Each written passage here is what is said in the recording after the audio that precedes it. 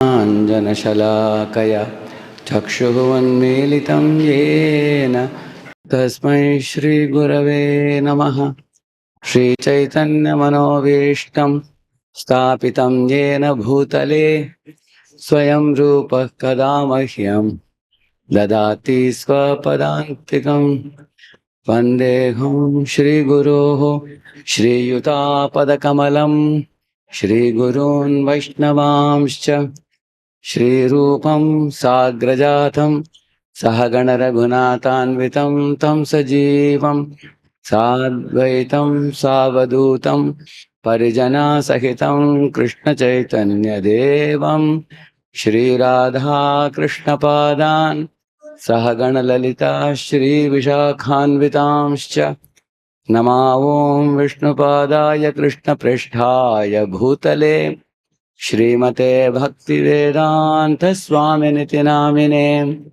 Namaste Saraswate Deve Gauravani Pracharine Nirvishesha Shunyavadi Paschatya Deshatarine Namo Mahavadanyaya Krishna Prema Pradayate Krishnaya Krishna Chaitanya Namne Gauratvishe Namaha He Krishna Karuna Sindho Deenabandho Jagatpate Gopesha Gopika Kanta Radha Kanta Namostute Tapta Kanchana Gaurangi Radhe Vrindavaneshwari Rishabhanu Sute Devi Pranamami Hari Priye Vancha Kalpatarubhyascha Kripa Sindhubhya Evacha Patitanam Pavanebhyo Vaishnavebhyo Namo Namaha Jai Sri Krishna Chaitanya Prabhu Nityananda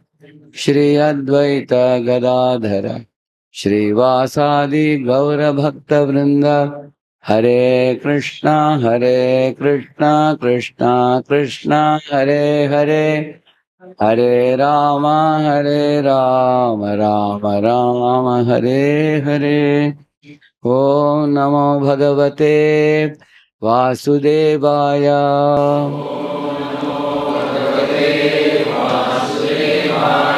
Om Namo Bhagavate Vasudevaya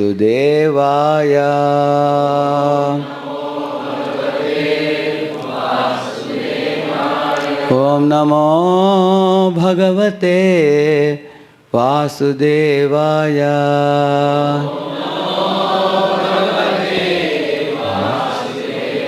Narayanam Namaskritya Naram Chaiva Narottamam Devim Saraswatim Vyasam Tato Jayamudiraye Nashtaprayeshva Bhadreshu Nityam Bhagavata Sevaya Bhagavatyuttama Shloke Bhaktir Bhavati Naishtiki Krishnaya Vasudevaya Devaki Nandanaya Cha Nanda Gopa Kumaraya Govindaya Namo Namah.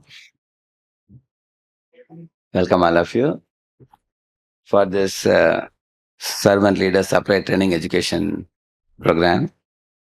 So before we go to this, we will recite one shloka from the Bhagavatam. Very important to us, famous verse from the Srimad Bhagavatam. 11th canto.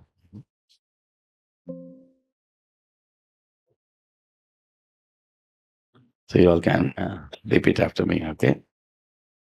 See, there are two verses which look very similar. The first one and the second one. We'll recite both. Parasvabhava karmani na prashamsen na garhayet Vishwam yekatmakam pashyan Prakritya purushena cha. There's a mic for them. One of you can read the translation, please. Translation. The Supreme Personality of Godhead said, one should neither praise nor criticize the condition, nature, and activities of other persons. Rather, one should see this world as simply the combination of material nature and the enjoying souls all based on the one absolute truth. Yeah. So, what should we not praise or criticize?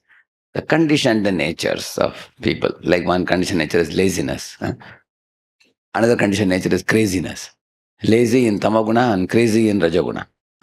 These are very common sight in this world, which we can see amongst many living entities.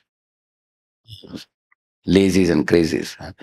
Prabhupada says this society is not for lazies and crazies, which means that doesn't mean that they cannot become devotees. They have to be brought to the sattva guna. And then they will become very fit to practice Krishna consciousness blissfully. So one difference between Kanishtadhikari and Madhyamadhikari is Kanishtadhikari delights in criticizing and ridiculing, making mockery out of conditioned souls. That's Kanishtadhikari. Madhyamadhikari, he also points out faults, but with the intention to show the right path and uplift the suffering souls. So this is one check we all can keep with our practice. Are we only pointing faults or are we giving solutions also? Like, for example, you see a devotee dozing and chanting. You tell the devotee, Prabhu, please take early rest. You need at least 6 7 hours of rest to be brisk in the morning. So cut down some of your service in the evening and take early rest. I pray that, you get adequate rest and you chant well. If you say, that means you are actually prayerfully wanting to uplift the devotee. Not that you tell another devotee, hey, look at this guy, he's sleeping. So, he has gone to sleep, and you don't delight in others' faults, others' deficiencies. So then we can go from Kanishta to Madhyamadhikari, you see. So he says, Krishna is telling Uddhava here, one should neither praise nor criticize the conditioned nature and activities of other persons, he says. One is conditioned nature, and the activities sprout from conditioned nature. Because when one is suffering from certain lower nature, Rajaguna, Tamaguna, for example, somebody is in Rajaguna, that's a conditioned nature. And the result of Rajaguna is anger, greed, envy, competitive mentality, all those things. Similarly, from the tamasic nature, Nidra, Alasya, Pramad, all those are activities based on that. Somebody becomes panicky, somebody is indecisive, somebody is confused, somebody is lazy, somebody is suffering inferiority complex and all that. So don't criticize the conditioned nature and activities, he says. And also he says, don't praise also, he says. Don't praise. Which means somebody is rich, don't praise. Generally we may think that I should not only criticize, but I can praise. But why is it said don't praise? For example, if you tell somebody, oh, you got a Benz car. My Lord, what does it mean? I also want it. My praise is sprouting from my envy. Many times when we praise somebody. So that is also material. But in Vaishnava line, praise does not arise from envy. In Vaishnava line, we praise how wonderfully Krishna is manifesting through you. I feel very joyful to see that. Then it doesn't produce envy. Otherwise, materialists, when they praise one another, that praise indirectly suggests that they are feeling envy for the other. See? So that's why he says, don't praise, don't criticize, he says. Rather, one should see the world as a combination of two things, he says, material nature and enjoying souls. That is matter, spirit, and Ishvara. You call us MSC. Who is the real MSC? Matter, spirit, and controller of both. One who knows all the three. He is one in knowledge. So one should always see that the world is made up of this combination. Please read the purport of Prabhupada. Yeah. Material situations and activities appear to be good, passionate, or ignorant according to the interaction of the modes of nature. These modes are produced by the illusory potency of the Lord, which is itself not different from its master, the Supreme Personality of Godhead. So, a devotee of the Lord remains aloof from the illusory, temporary manifestations of material nature. At the same time, he accepts material nature as the potency of the Lord, and thus essentially real. The example may be given that modeling clay is shaped by a child into various playful forms such as tigers, men, or houses. The modeling clay is real, whereas the temporary shapes it assumes are illusory, not being actual tigers, men, or houses. Similarly, the entire cosmic manifestation is modeling clay in the hands of the Supreme Lord, who acts through Maya to shape the glaring temporary forms of illusion which absorb the minds of those who are not devotees of the Supreme Personality of Godhead. So here a very great secret is revealed by Krishna. Tejo vari mridam yatha vinimayo yatra trisargo mrisha. It is said in the first verse. Meaning of that is, Tejo means fire. Vari means water. Mridam means mud. Tejo, Vari, Mridam means these are the three substances, the fire, water and mud, which means our bodies are made up of three things: mucus, bile and air combination. All the bodies, whether it is male or female or animals or birds or reptiles or trees or any of the living entities, their bodies are made up of mucus, bile and air. And the amazing thing is, when you have watercolor box, nobody is attracted to the colors when you keep a box. But when those colors are thrown on a canvas in a certain way, they definitely produce emotions in your mind. For example, if somebody has drawn picture of a beggar with a begging bowl, whether he is begging, immediately you feel compassion for him. Correct, no? Similarly, if somebody has drawn a picture of some lusty man and woman, then that produces another type of emotion. The combination of the colors on a canvas produces emotions, but the colors don't produce any emotions. Similarly, in the material nature, you take these three substances, mucus, bile, and air, and what Devi, or Durga Devi has done, she has combined them like throwing on a canvas. She has made 8.4 million species of life in this world. So these species are madly attracted to one another by the glitter and glamour of this display of material energy, which is very attractive for them. It's even attractive for the sages sometimes who are not yet fully become purified. Even sages of Vishwamitra have fallen down in this world. So, therefore, one should know these temporary forms of illusion which are glaring, they are simply a cheating of Maya. Like we say, all that glitters is not gold. So, not only you become lusty, attracted to them, you can also become angry with some of them, thinking that they didn't respect me or they didn't recognize me and things like that. Or you may look at some people and become greedy. I wish I can be like them. So these three viruses in our mind are lust, anger, greed, which makes us lag in spiritual life. Lust, anger, and greed. From so who can equate it to three things: proprietorship, controllership, enjoyership. You have to equate these three. Proprietorship is which one? Greed, correct. And controllership is which one? Anger. Because Durvasamuni tried to control Ambarish, he couldn't control, he became angry. Hiranyakashipu tried to control Prahalad, he couldn't, so he became angry. So controllership is anger. And proprietorship is? Greed, yeah, greed. Like for example, a man is married and he comes with his wife to home. Now his mother has been the queen of the house. Now she is afraid that the Bahu has come and she will be more recognized. So she wants to become possessive of her son. And the wife wants to possess the husband. Both want to possess. So that is greed. Greed means, what is greed?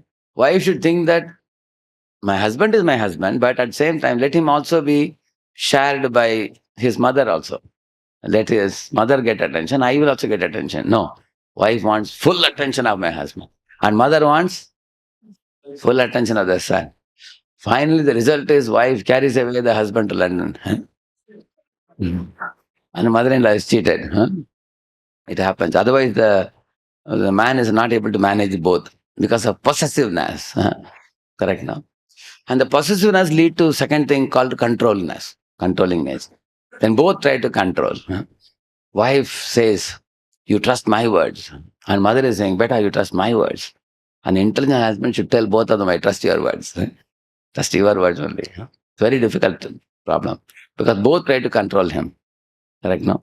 Many times marriages are spoiled because the parents and sisters and brothers interfere with the boy's life and don't allow him to be with his wife. Many families are spoiled because of controlling nature. And when they cannot control, they get into angry nature. So control is connected to anger, and the greed is compared to possessiveness, proprietorship. And then lust is about enjoyership.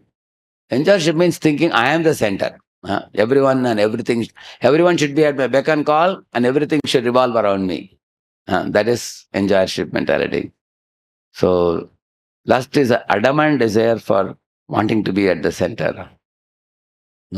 Central figure of enjoyment. Actually, Lord is a central figure of enjoyment. Once my special master was talking in a lecture, he said, we are not the root of the tree. We are a leaf in the tree. He said, every leader should think like that. He said, every leader should think, I am one of the devotees. I am one of the coordinators of services. So just like somebody is distributing books, somebody is worshipping the deity, somebody is bringing funds, somebody is cooking. Similarly, I am coordinating. I am also one of the members of the community. We should think like that. So if somebody thinks I am the center and everyone should be at my beck and call, that is enjoyership mentality. So these three are the impurities: lust, anger, greed in our heart. So due to these three, all the living beings in this world are, due to these three viruses, either they are becoming lusty for something, or they are becoming angry towards somebody, or they are becoming greedy to possess what others are possessing. Like the demons and demigods often fight because they want what the demigods have. The demons often want to snatch away what demigods have. So that is greed. So because of this, now if you can see, as he says here, read the last line again. Similarly, the entire, where is the mic? Similarly, Similarly, the entire cosmic manifestation is modeling clay in the hands of the Supreme Lord, who acts through Maya to shape the clearing temporary forms of illusion, which absorbs the mind of those who are not devotees of the Supreme Personality of God.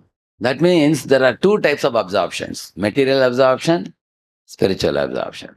Material absorption is all about lust, anger, and greed manifesting as proprietorship, controllership, enjoyership.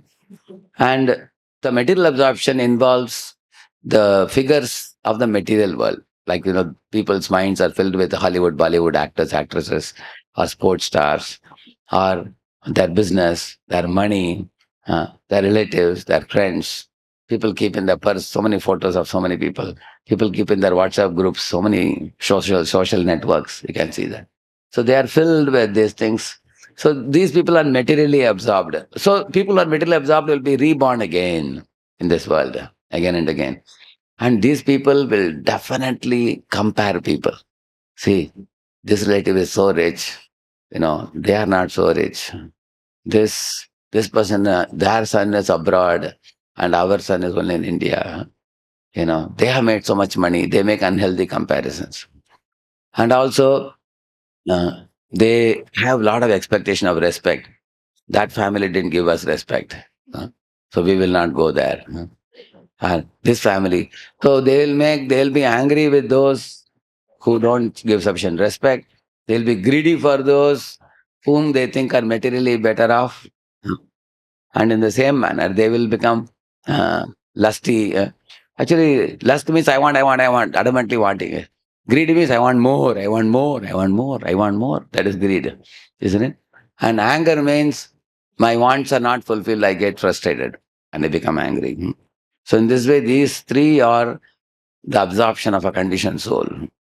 Why am I talking so elaborately on this? Because if this is understood, we should know that this is material absorption. So we have to keep ourselves aloof from this material absorption and go to the platform of spiritual absorption. What is that? Like Prabhupada said, I wrote this Krishna book for giving solace to the devotees. Prabhupada said, the more you read Krishna book, then you get Krishna absorption. Or the more you read Gita, Srimad Bhagavad Gita, Bhagavatam, And that is another world. There also there are three modes. In this world there are three modes, Rajaguna, Tamaguna, Sataguna. There is Sandini, Samvit, Hladini. So you will see that Sandini is the existential potency. Chintamani pragara sadma sukalpa vriksha lakshavriteshu suravi rabipalayantam Lakshmi Sahasrashata Sambrama Sevyamanam Govindamadi Purusham Tamaham Bhajami. Their existential potency is that everything is Chinmaya. It is all conscious. The sand of Yamuna is like golden powder. And the trees are Kalpavriksha trees. And the cows are Surabhi cows, which give unlimited milk, supply of milk. Any day, every day, all day. And the trees can provide you any type of fruits. The living beings are all auspicious, pure, holy, saintly, keeping Krishna in the center, non-envious, non-greedy, completely satisfied. They consider I am small, others are great. So right attitude with Lord in the center. So one's mind should become absorbed in that spiritual world. With Sandini, Samvit. Samvit means knowledge potency. Everybody is fully aware of their subordination to the Lord and Lord's supremacy. Full knowledge means full clarity. One is never subjected to this type of illusion. And Hladini potency is personified by Srimati Radharani. So Sambit and Hladini put together are called Swarup Shakti. So the Swarup Shakti is manifested in the heart of every living being in spiritual world. So they are experiencing two things, supreme wisdom, supreme bliss. These both are experienced by every living being there. The material world is symbolized by ignorance and lamentation. Whereas spiritual world is symbolized by supreme wisdom and supreme bliss. So spiritual absorption means Krishna is the center. All devotees are his paraphernalia. All devotees are his servants, so they are very dear to him. They are lovers of God. So every living being, being a lover of God, has to be dealt with very carefully. You can't find fault with them. When they come to this world, in this world we find the living entities are covered by mind and body. And the mind has all the problem. The mind is the covering over the soul, which has got the impurities. Therefore, the soul is not impure. The mind is impure. So soul is always divine. So therefore, we don't take the gross body and the subtle body of the souls too seriously because they are temporary. But the soul is divine and is part and parcel of whom?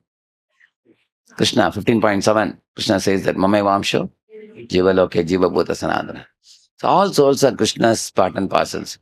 See, when Srila Prabhupada went to America, he didn't see the hippies as very degraded and taking drugs and indulging in all dirty things and everything. Because although he saw them doing all that, he saw the spark of Krishna consciousness in their heart. He saw that to be far more important than the big baggage of dirty things they were carrying, sinful reactions. Because Prabhupada knew, if I can fan that spark, that can burn down this baggage of sins. But unfortunately, we don't see that spark. We only see the baggage and keep pointing out the baggage. That is called fault finding. Fault finding means our attention is on the baggage of sins. And learning to see good in others means seeing the spark of Krishna consciousness in the heart of living beings. So pure devotees see that spark. See, you only need one spark of fire to ignite a whole big heap of hay. Correct, no? Huge hay can be burned down with one spark. So Krishna consciousness, even if there is Nitya Siddha Krishna Prema, Sadhya Kabunoi, Shravanadi Shuddha Chitte Karaya Uday. By Shravanadi, by Shravan, Kirtan and Smaran, easily the spark can be made bigger. It can burn down all the baggage of sins. So that confidence is there in pure devotee. So why should we not find fault? If we find fault, we are going to become more and more conditioned souls because our vision is defective. If you learn to see good in others, you are becoming more and more a pure devotee. You are going to the platform of purer and purer devotional service. You learn to see the good. So that you understand. And there is another similar verse here, second one. parasvabhava karmani yapkam sati nindati sa ashu bhrashyate swarthat asatyaviniveshatah. See, first line is same line, parasvabhava karmani. The earlier was ya prashansen na garheyat, it is said. Here he says ya prashansati nindati. If somebody praises or criticizes, swabhava or karma. See, there are four type of swabhavas. The Brahmana has a certain type of swabhava, correct? No? Like you see, shamad namat tapashaucham, kshanti rajo. So the swadharma arises from swabhava. Swabhava is the psychophysical nature. From that the swadharma arises, correct? No? Similarly, Brahmana, Kshatriya, Vaishya, Shudra. Brahmana has goodness, Kshatriya has passion, Vaishya has passion and ignorance, and Shudra has ignorance. That means Swabhava arises from the gunas. Correct, no? So, and based on the gunas, the karma happens. Therefore, it says Chaturvaranyam, Maya Srishtam, Guna, Karma Vibhagacha. Then the karma happens according to the gunas they have. So, if one is criticizing the nature or the activities of others, if they praise or criticize, what happens? Sa Ashu quickly Rashyate Swartad. The ultimate goal of life will be thwarted or which will be affected. Rashyate means destroyed. They will not be able to go back to Godhead, he says. Asati abhiniveshataha. Their minds become absorbed in asat, he says. Asat means temporary. So you want temporary material absorption or everlasting spiritual absorption? Yeah. But he says if you find fault unnecessarily in the nature and activities of other living beings, he says that asatya abhiniveshta, your mind will become absorbed in defects of living entities. That means you will say this living entity is having this defect, that living entity is having that defect. So you keep on pointing out defects in different living entities. Your mind becomes a flood of defects, which you observe in the living entities. And therefore, such material negative absorption will drown you in samsara and it will make brashyate swa-artha. Nate vidu swartha gatim hi Vishnum. So real swartha gati is attaining Vishnu's lotus feet. But if you are going to do fault finding and praising on a material platform, then your mind becomes materially absorbed. So you can't get spiritual absorption, he says. So let us read the translation, one of you, yeah.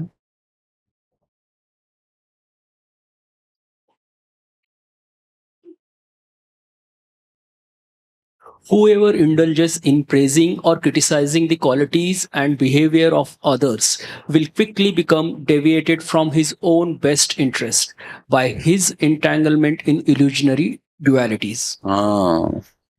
See, the dualities means what? For example, I was in America just a couple of days ago. So the ice was just thick everywhere. The snow keeps falling from the sky, little, it keeps piling, big, thick everywhere. When you come out of the houses, you find all over ice, white ice in the trees, in the ground. So the temperature like minus 20. So now I came to India and I flew and came here. Here the temperature is 30 degrees centigrade. From minus 20 to 30, it was such a difference in temperature for me. And that was dark night, here it was daylight. So now we can talk about this climate for 1 hour to people. Krishna says, don't talk. We may ask, why am I talking? I'm talking so that you will not talk about it. So, because don't talk, like for example, people say, oh, summer is so hot, when will the rain come? And rain comes, people say, oh, the rainy season is so bad, we can't go to office, children can't return from the school, it's so bad. They say, when will this rain end? And the rain ends, and then the autumn, Sharad Ritu comes. Then the winter comes, people say, oh, winter is too cold. People keep talking about the different seasons, correct or not? Isn't it? And when they meet also any guest, they ask, how was the rain in your place? How was the climate? So he says, Shita, Ushna, Sukha, Dukkha, Mana, Apaman, don't talk about it. These are dualities. But these are the things people talk. That's why he's saying, because it is simply a waste of time.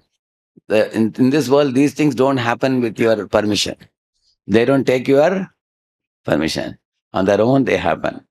So you are not in control of these things. Don't talk about it. Don't waste your time in this. Material absorption, duality. Similarly, sukh dukh. People say, oh, this food is good. Oh, that food is bad. Even when they come for the festival to the temple, oh, this is good. This. So they talk about this sabji, that sabji. One day you got a feast. Another day you got ordinary prasad. Like brahmacharis, they ask, what is the breakfast today? They say, today is poha. Some brahmacharis will twist their face as if, they have drank this castor oil or something. So one devotee said, hey, this poha is one what Lord Krishna loved very much. What Sudama carried for him. If Krishna, poha, no, correct, no? If Krishna likes it, how can you not like it? Then the fellow said, yeah, now I think it is tasty now because Krishna has tasted it now. So don't talk about likes and dislikes. Don't talk about pleasure and pain, honor and dishonor.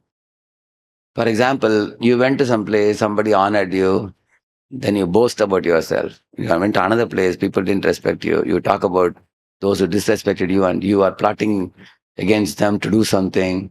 These are things called dualities and lot of time goes waste.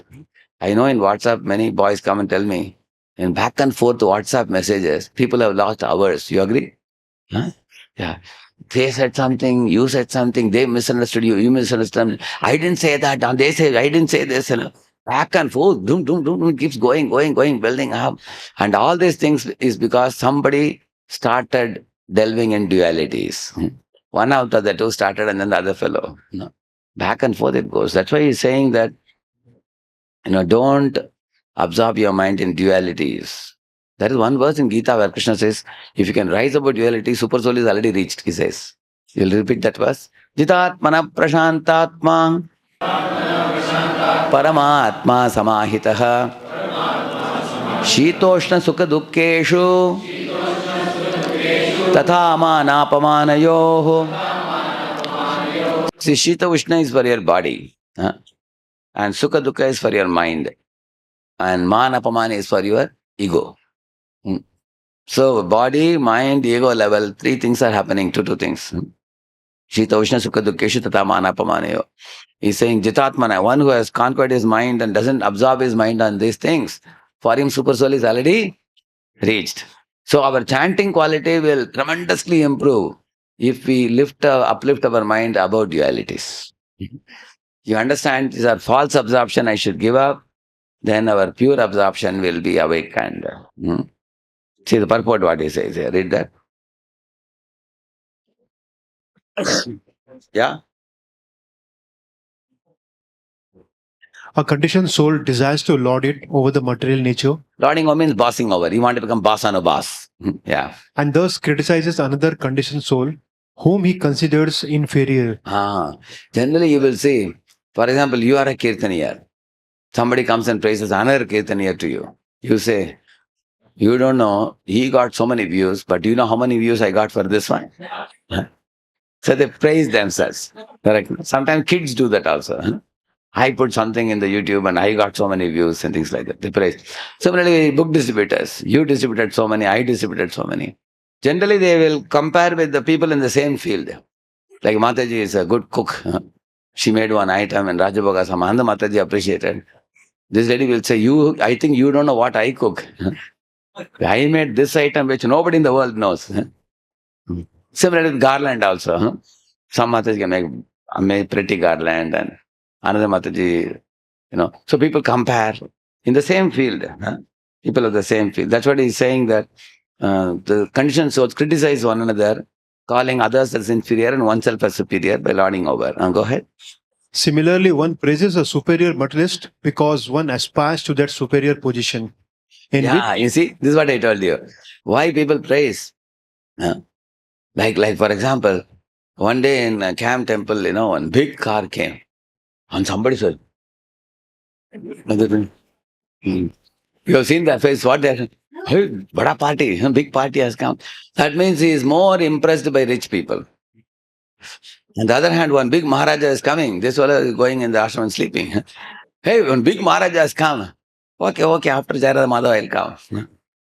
That means, he doesn't value the Mahatma who is going to give a very beautiful sermon on Krishna consciousness. That is not valuable for him. And when big party comes in a car, that he goes running. What is that? What's phone number? You understand, no? See, whatever you value, that is what is the direction you are going to take in life. Huh? If I'm going to value the Mahat Association, I'm going to follow in their footsteps. If I'm going to be attracted with money, then I'm going to follow the money makers or the millionaires are my heroes. Everybody has some hero, correct? No? Hero or heroine in this world. So therefore, we should not one should not praise a superior materialist and criticize a inferior materialist. Yeah, go ahead, praising.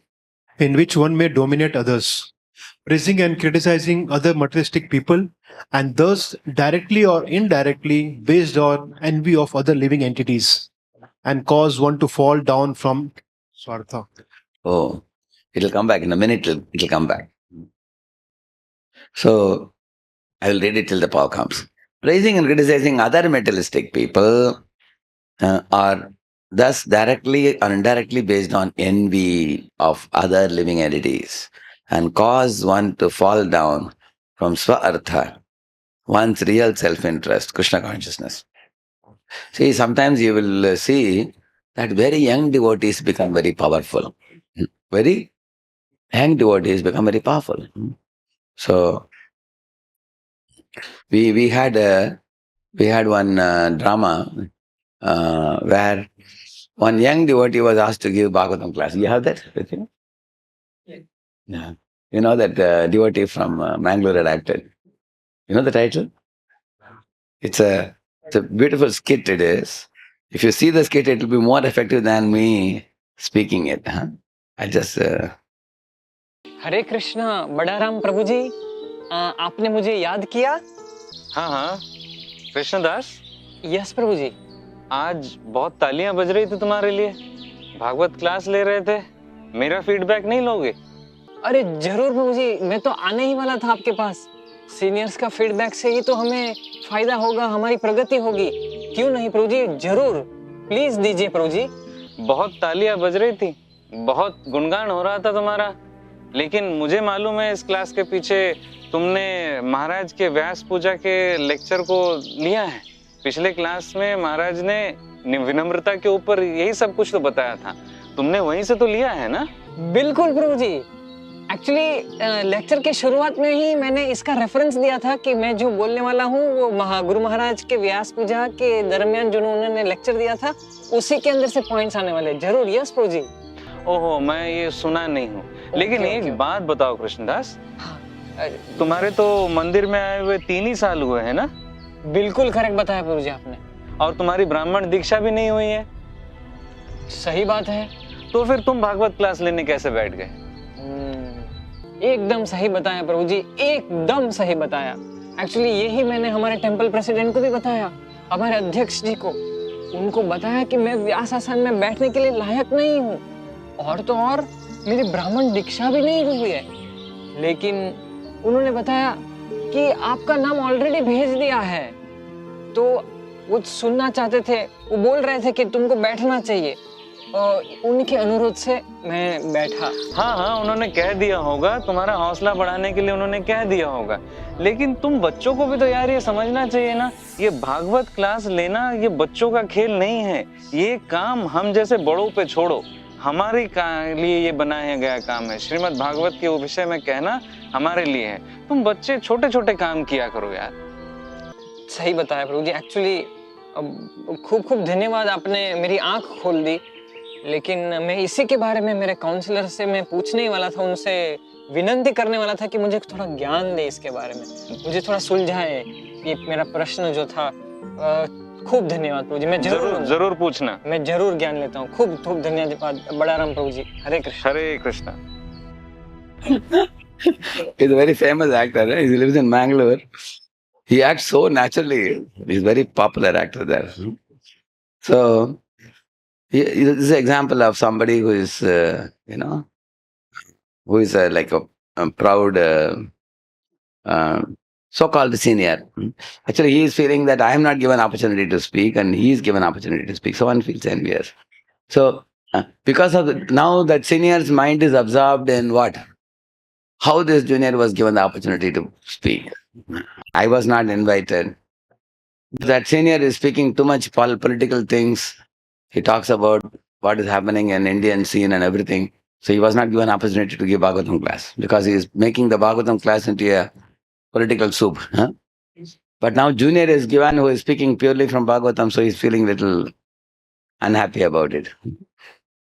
So that's why he's saying praising and criticizing others directly, indirectly, based on envy of other living entities.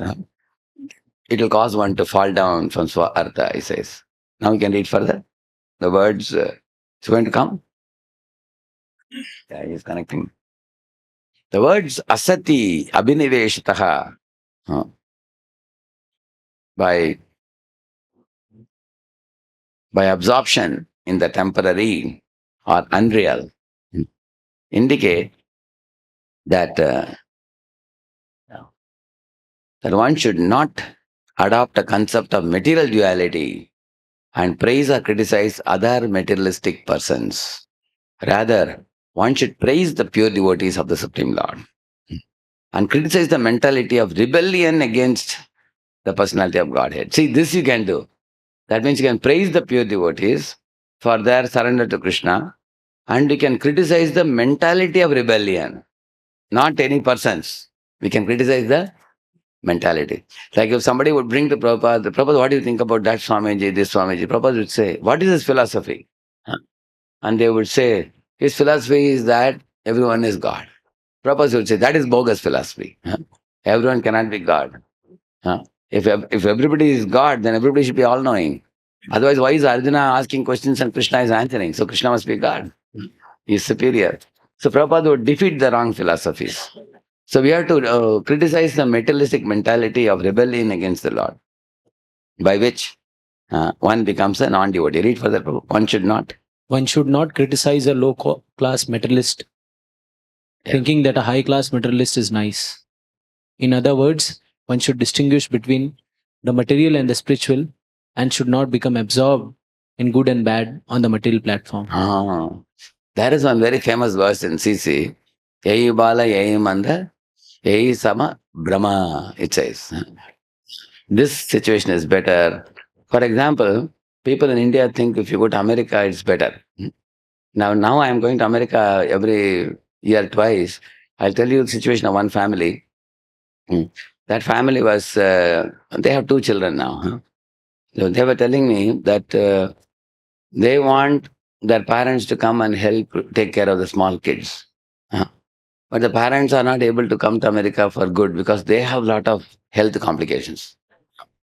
But in America, nowadays, if you have a health complication, it takes a long time to get appointment in the hospital. For example, you say that I have a serious problem. They'll give you 2 weeks time to meet the doctor. You have to wait for a long time. You're put in queue. So if you take your parents there, their health treatments are very slow and very poor there. And very costly also there. So they can't bring them. At the same time, the wife cannot sit at home taking care of children. She has to go for a job also. Because it's very costly affair. The cost of living increases over the years if you want to settle in America. So both the husband and wife are going and they have small kids at home. So the Mataji has put one servant maid. It's very, very costly in America. Take care. And she's watching with the video whether she is CCTV, whether she is offering good care to the child. She's trying to do that. And they are saying that in this area, in America, the land is vast, but the population is small. See, India has 150 crore population, and it has a smaller piece of land. So houses are built one next to each other very tightly. Just like I heard the example of this porcupine. When the porcupines, they feel very cold, they all come close to each other and they tightly embrace each other. And in that they feel warmth. Similarly, in India, the space is less, population is more, it is very good only. People are closely knit families. In one housing colony, there are so many families. You just come out of the house, there is neighbors, you can see them. But in America, one house surrounded by huge garden, separate compound wall, huge space, and people travel long distances in cars. So people feel very lonely. Huh? And people don't know who's the neighbor also. Nobody cares a fig about neighbors. Everybody is in their own little world only. And everybody has a gun also. I asked if they are living so lonely, anytime somebody can attack the house. They said, no, every person carries a gun. So terrorists also cannot just go in anywhere. But people are inside their homes. On one hand, they are feeling lonely. They don't have parent support also. They come and stay with them. And the children grow up, they are worried about their sanskaras. And their husband and wife both have to go to job. In America, there is no word called servant there. You can't get any servants. Everything you have to do, A to Z. Even painting the house, people themselves do. Cleaning the house, washing the house, everything they do. In India, people keep one servant maid for washing pots, another servant maid for washing clothes. See that? One servant maid to clean the house. That is unheard of in America like that. So we people in India, we think who is happy? And America, they are saying who is happy? Indians are thinking, oh, sun is too hot. America is cool place, very nice. They are thinking. They think as if America is a zone free from suffering. It's separate. And people in America are saying India is having an equatorial climate. They are better. Ultimately, both are not happy. And in India, they give advertisement, come to America. In America, they are saying, come to India. Yeah. You can meet the yogis, you can go to holy places. Ultimately, both are cheating one another because both places are ultimately dukkalayam. Then why talk about it? That's the end result. If you know this in the beginning, we will not waste time. Correct, no? Therefore, he says, don't praise a high-class materialist to be better than a low-class materialist. It's like a wet stool and dry stool, Prabhupada used to say. Once the pigs had an argument. Some pigs said, wet stool is more tasty than dry stool. And others said, no, dry is like roasted one, that's more better. So Prabhupada said, ultimately stool is stool. So, similarly, don't go from, B class jail to A class jail. A class jail is heaven. B class jail is earth. C class jail is hell. So no point going from lower class to higher class. It's like saying you want to be handcuffed by gold or by iron or by silver. Somebody may say gold. But ultimately, intelligent person should say, I don't want to be handcuffed at all. That is real intelligence. Therefore, he is saying, it's not that you can't compare. What you can compare, he is saying here. One should distinguish between the material and spiritual, and should not become absorbed in good and bad on the material platform. For example, an honest citizen distinguishes between life of civil freedom and that of imprisonment. That means life as a law-abiding citizen versus life in the jail. That you can compare. Whereas a foolish prisoner distinguishes between comfortable jail and uncomfortable prison cells. Read further. Just as for a free citizen, any situation in prison is unacceptable. For a liberated, Krishna-conscious devotee, any material position is unappealing. Any material position is unappealing. One time, one famous actress came to Chopari temple. When she was entering the gate, big crowd of people were walking behind her. As she's entering, like a wave of people. I didn't know. I heard that she was a very, very popular devotee. Not devotee, the actress. Very, very popular actress in the movie. And she had released many, many movies and millions of people watching those movies. So she climbed up the staircase, took darshan. The temple hall became filled with people who were coming behind her. And then she wanted to pay a donation to Maharaj. She asked, where is Swamiji? I want to offer obeisances. I know, I have heard his lectures and all that. So then somebody escorted her and then she came around. At the time, we were 4 or 5 brahmacharis sitting in the room, Maharaj's room.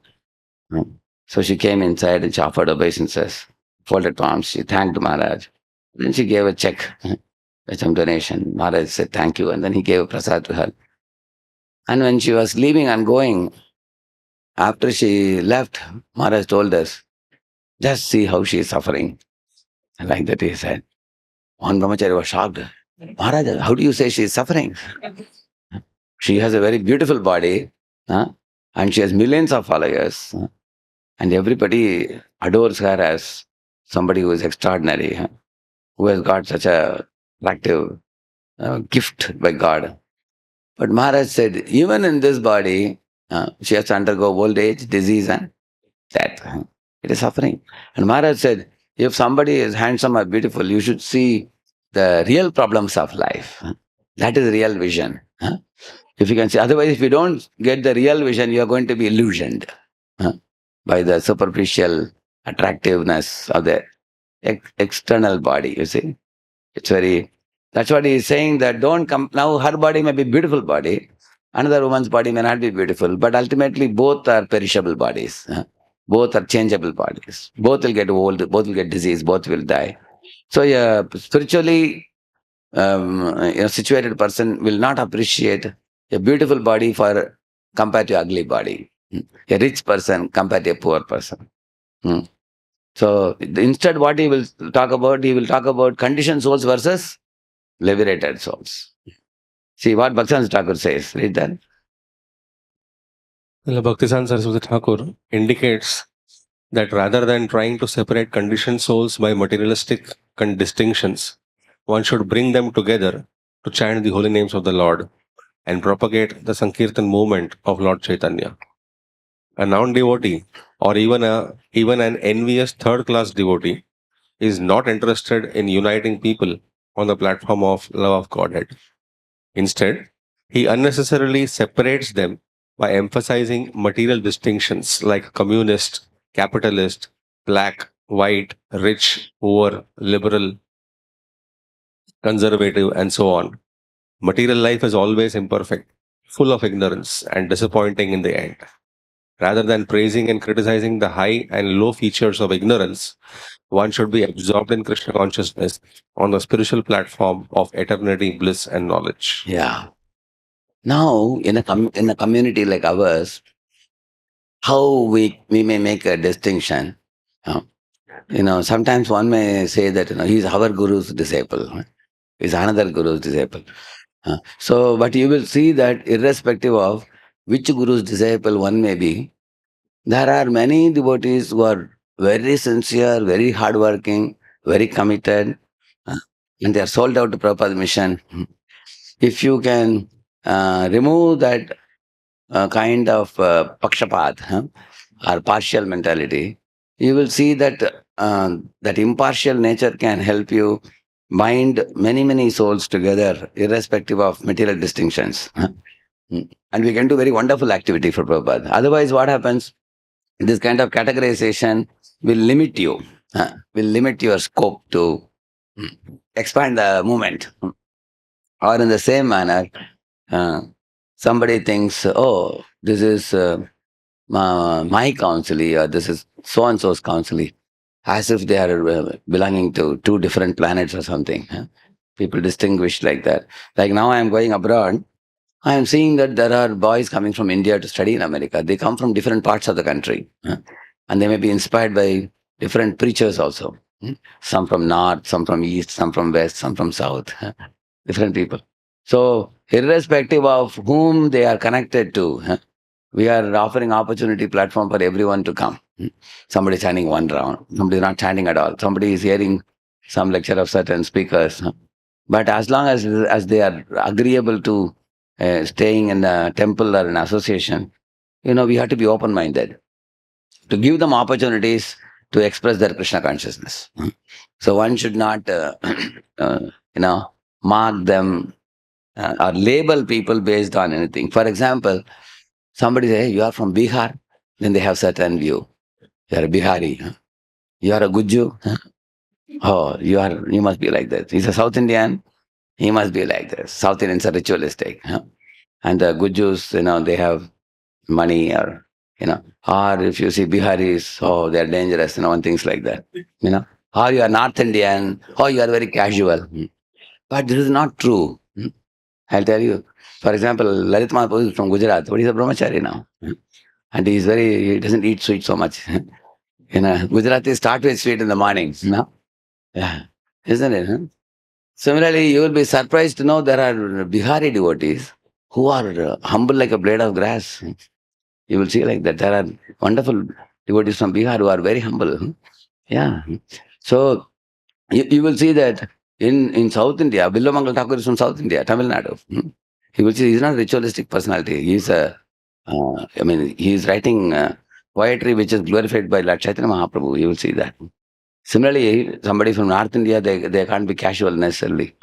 So one should not label a person based on one's place of ethnic place of birth. One should not do that. Another thing, you will also see that demigod's perception is wrong, pure devotee's perception is right. I will show you an example. Indra and the other demigods, they looked at Kayadu and thought, she is carrying a child in her womb who is going to be Hiranyakashipu's son. Asur ka putra, Asur hona chahiye. Yeah. They thought that a demon's son will always necessarily be a demon. That is a wrong estimation. And then when Narada came, he told them, this is not a demon, this is a Mahabhagavad devotee. Diametrically opposite. And then they gave up their plan to, kill the child. And then you saw how, they circumambulated Kayadu and offered obeisances because now they got a higher vision. And the whole purpose of this seminar is to uplift our vision from material absorption to the platform of spiritual absorption. Material differences, if you're going to focus our attention on material differences in this world, we'll get stooped in that samsara. We should uplift our vision to the oneness on a spiritual platform. Ekatvam anupashyataha. What is that oneness? In every body, there is a similar type of soul. What to speak of this? Even right now in Ayodhya, for example, the Ram Lala has come. Beautiful temple is built up. We are very happy that temple is opened. I am also very happy. At the same time, my thought was, in case that Ayodhya temple land was not acquirable for some reason. You all know that several quarrels have happened. I used to think that both Hindus and Muslims want the same spot for the temple, correct now? So I was thinking that in case that land is not acquirable, elsewhere in Ayodhya we can make a big ISKCON temple, just like Vrindavan Chandra temple. And then have a roaring preaching there, have Ram Lala deity there also. I was thinking like that 5 years ago. Because when I went to 5 years ago to Ayodhya, with strict police and military vigilance, we got darshan of Ram Lala that time. They were escorting us, we were going and, we saw the small deity in the temple and lot of police and military in that area because it's a tense area, no? In those days, before the allotment was done now. But the point I was thinking is ultimately the purpose of a temple is that thousands of people should come and worship the Lord. Whether on the same spot or another spot, honestly for me it wouldn't make much difference. But kind of, it's like the musical chair. Who will sit in that place? Two different religious groups are forming riots and killing so many people also. What happened in 2002 in Godhra, this kind of incident and several Muslim attacks on the Ayodhya temple also. So what I'm saying is, now there are many people, Hindus are very happy about the coming of the Ayodhya temple, but there's a subtle envy also in their heart that at last we have won. We got the place and we put the flag and we have the temple. I am really doubtful whether such people with envy in their heart are going to continue the devotion all their life. They may go once in a while to the temple to take darshan, but other times, mostly their minds are absorbed in envy for the other religion and hatred for the other group. So, and sometimes ISKCON devotees can also get cheated by this nature. Like you also watch, there are many, many YouTube channels nowadays which are vomiting poison. So much, and they also exaggerate some of the activities of the other religion also. How much are they true sometimes is questionable also, because the other people also have given some evidences defending their side also. It is a fact that there were unruly foreign invasions. There is no doubt about that. India has suffered a lot of foreign invasions, understandable. At the same time, if your heart is going to be filled with revengeful thoughts, you cannot chant peacefully. There were 4 brahmacharis in our temple. They were secretly watching videos on, Christian conversion and this Muslim invasion and all those things.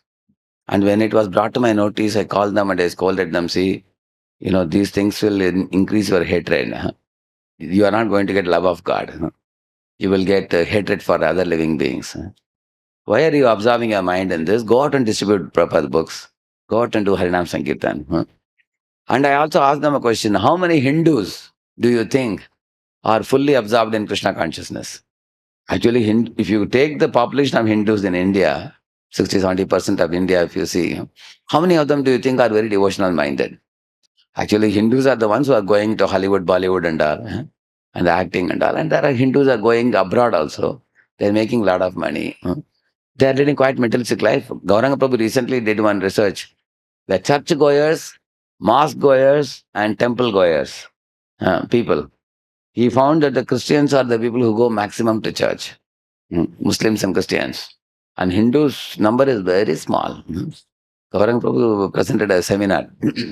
So he was making the point that, first of all, we have to wake up the sleeping Hindus only. You are worried about conversion, that's another thing. What about the sleeping Hindus? They are not, eager to become even devotees. So, therefore, this kind of, see, our lifespan is small. We live 60, 70, 80, 90 years maximum. Imagine half of your life you are in these revengeful thoughts.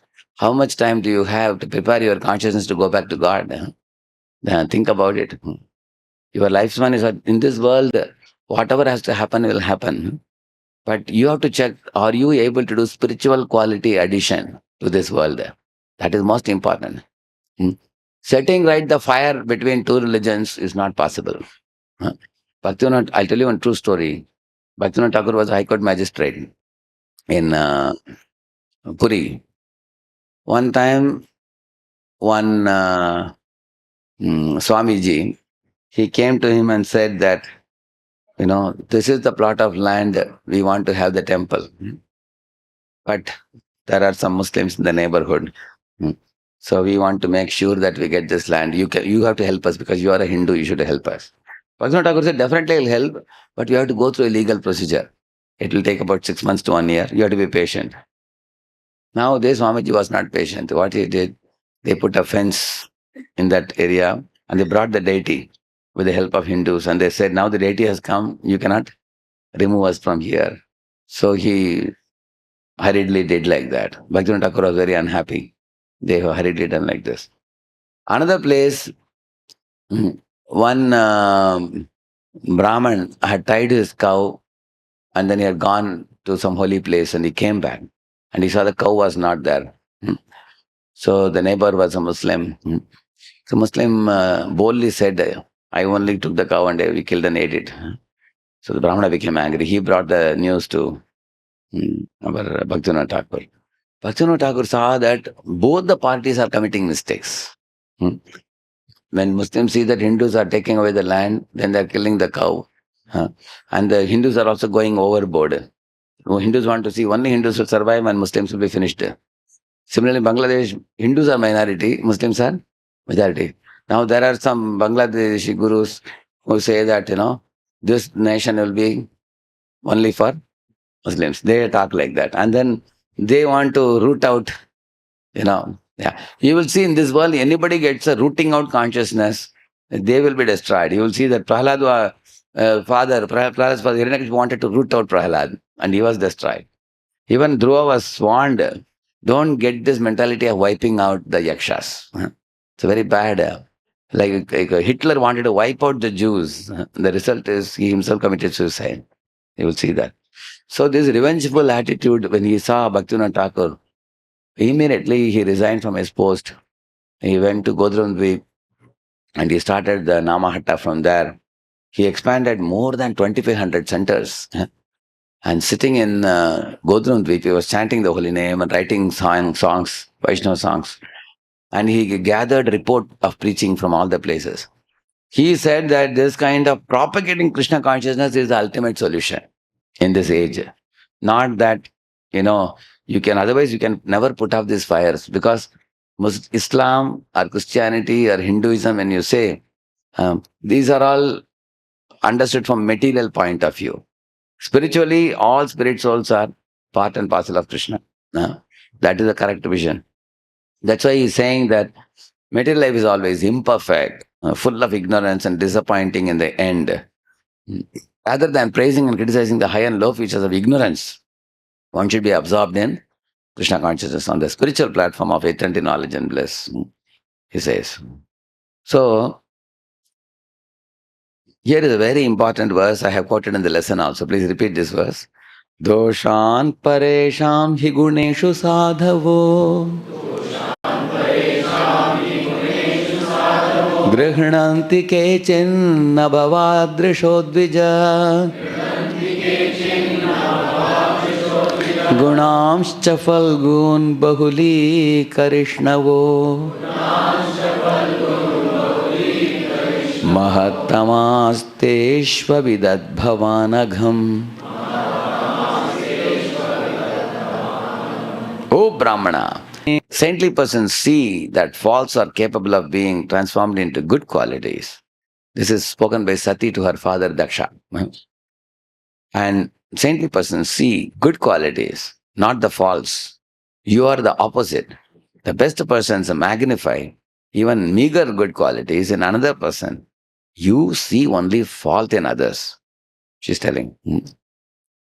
So, in order to say that in improper Daksha's assembly, all are improper, she describes who is proper and who is improper. She's talking from a quality point of view. This is the best way to explain things. Don't point fingers to anybody. Talk what is right, what is wrong. She's talking. Those of good conduct accept even faults in others, since the faults can eventually be transformed by certain methods into good qualities. For example, somebody is running. He's passionate. Don't say he's passionate. You make him run in Krishna service. Engage him in Krishna service. There is one boy in Cam Temple. You will never see him sitting in the Bhagavatam class on Sunday. He always had a habit of running around. And later on, devotees engaged him in kitchen. That was a very good department for him. He would lift the big vessels and he would cut the sabji. He would cook also. He would bring the buckets. He would serve prasad. He would go to market and bring grocery. A lot of hard work he did. After 3-4 years of such hard work service, he earned a lot of mercy. Then he developed interest to listen Bhagavatam. Because by service he got purified, and with a purified mind he could sit and listen. So don't criticize that this fellow doesn't listen Bhagavatam. Instead of that, convert the fault into good quality. Speaking harshly is a bad quality, but because it can be for someone's benefit, it becomes a good quality. Like neem juice, which cures sickness, though it is bitter. Sometimes the good soul also may find faults, but not with the intention to point fingers, but with the intention to uplift somebody. Like for example, you are walking in a shortcut road. He says, Prabhu, the shortcut road will lead you to temple very quickly, in 5 minutes. The long cut, if you go like this, it will take you 15 minutes. But problem is, in shortcut road, there is a bulldog sitting in that house, and there is a history that it has already bitten 20 devotees before. So if you want to go, you can go. Or better to take the long route. So he's speaking the truth. But for the benefit of the individual, correct, no? Persons who see in this way ought to be considered good, Mahat. And this is explained by Chakravarti Thakur very nicely, as you see here. So, let us start from here. Okay, read this. Sati sarcastically addresses. Where's the mic with you? Sati sarcastically addresses Daksha as a Brahmana Dvija. You are not like that. Persons like you think that good qualities will turn into faults. You think that someone who wants to help others will become greedy for their assets. Such persons are not gentlemen, asadu. Yeah. Which means, if you point somebody and say that, hey, this devotee you see, is a new devotee, or if you say, for example, this gentleman, you see, he has been coming to our temple regularly. Every Janmashtami, he comes and gives donation for the clothes or for the prasada or something. Then asadu, what he will say? He only comes only Janmashtami time. Whole year he doesn't come. He is a seasonal devotee. Like that he may criticize. That's asadu. Yeah. Some others?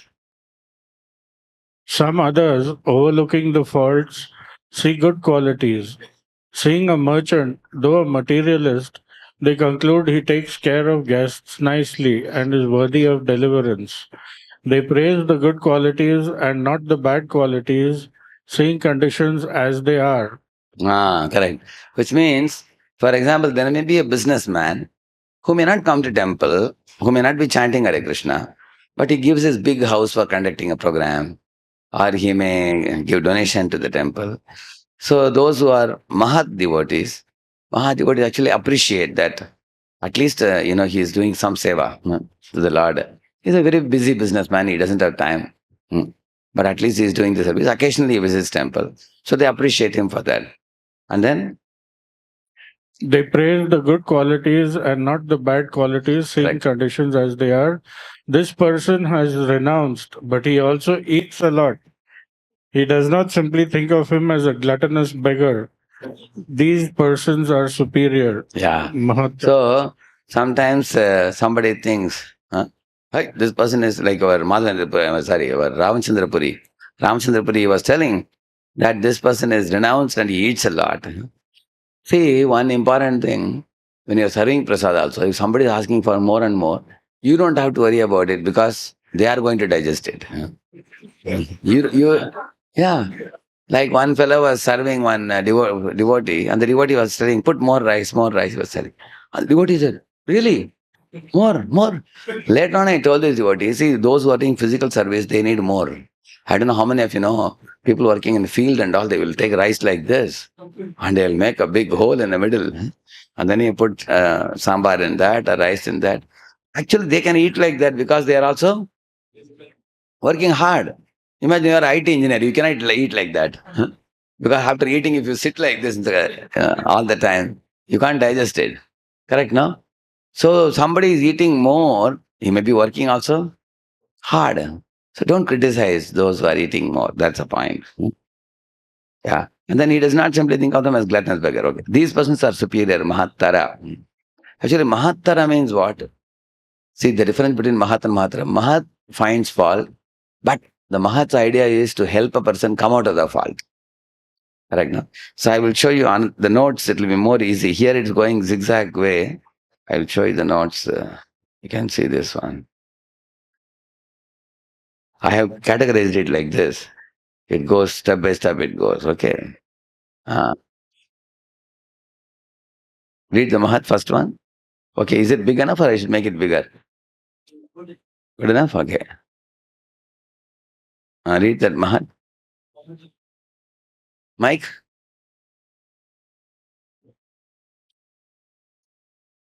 Yeah.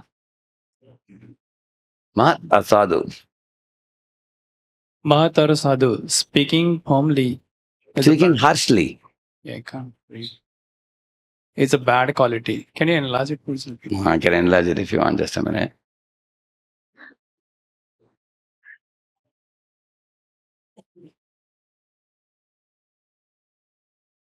Yeah. Yeah, Mahatara Sadhu, speaking harshly is a bad quality, but because it can be for someone's benefit, it becomes a good quality. Like neem juice, which is a curse sickness, Which cures sickness. which cures sickness, though it is bitter. Bitter. Persons who sees in this way are not to be considered Or to be considered good. Yeah. are to be considered I good. think he got little tense, I Example. think. He got little tense. Huh? Yeah. See, neem juice is bitter, even Karela juice is bitter, correct? No? Imagine someday you got up in the morning, your stomach is like a rock. You are not getting any motion. Just take one, Karela and remove the inside one and completely crush it in the mixie. Make a Karela juice. Don't add any sugar to that. Huh? Just drink it. Kacha one, kacha Karela. And it will throw out everything in the body because when it goes into the system, it is an antiseptic kind of thing. It removes all the infection in the belly also completely. So it is very bitter, but it is also good. It's ultimately the effect of Karela is good. That's what he is saying. Which means a Mahat sometimes finding fault is for the good of others. That's the point. Persons who see in this way are to be considered good. Like Rupa Goswami ordering Jiva Goswami to leave Raj for a while. Correct, no? It is for Jiva's good, Rupa Goswami told him to do that. Okay, Asadu. Next. Asadu, Sati sarcastically addressed Daksha as a Brahmana, Dvija. Persons like you think that good qualities will turn into faults. Such a persons are not gentlemen. Yeah. Asadu means, for example, you say, hey, look at this new devotee, how he's ecstatically dancing. And Asadu may say that, Naya Naya Mullah Jor se chillata hai. People say like that. Na? Sometimes a newly appointed mullah is loudly singing, but let us see how many years he will sing like this. After 1 or 2 years, his volume will go low. Similarly, a new person is very enthu in dancing, but eventually his enthu will be finished. Like that he will say, which means even if there is a good quality, he cannot appreciate. He's asadu. Okay. And Mahat, I told you, Mahattara. Read that, some others. Overlooking the faults, see good qualities. They praise the good qualities and not the bad qualities, seeing conditions as they are. I told you about the example of merchant visiting temple for Janmashtami and offering charity to sadhus. They appreciate that. That means Mahattara can appreciate, good qualities in a person who may not be showing very big qualities also. He considers him worthy of deliverance. He appreciates such Mahattara. And Mahattara is superior to Mahat. Why? Because Mahat may point faults. He sees good and bad, but he wants to rectify the bad. Whereas Mahattara sees only good. He doesn't see bad at all. He's Mahattara. You understand the difference? Out of Mahat sees good and bad and want to rectify the bad. Whereas Mahattara sees only good. And then Asadutara. The others see fault. In same manner, Asadu, if you take out of the good or bad, what he sees? Only bad. Does he see any good? No good. That is Asadu. Now let us say Asadutara. Read it. Others see faults only, overlooking the good qualities. This fellow shows up at the temple only on Janmashtami. Rest of the time he is in Maya. Or this sannyasi eats ghee rice to fill his stomach. He is lusty and should be considered fallen. What is the difference between Asadu and Asadutara? Asadu sees out of the good and bad, he sees bad. But Asadutara sees bad even in a good person. Like sannyasi is a good person.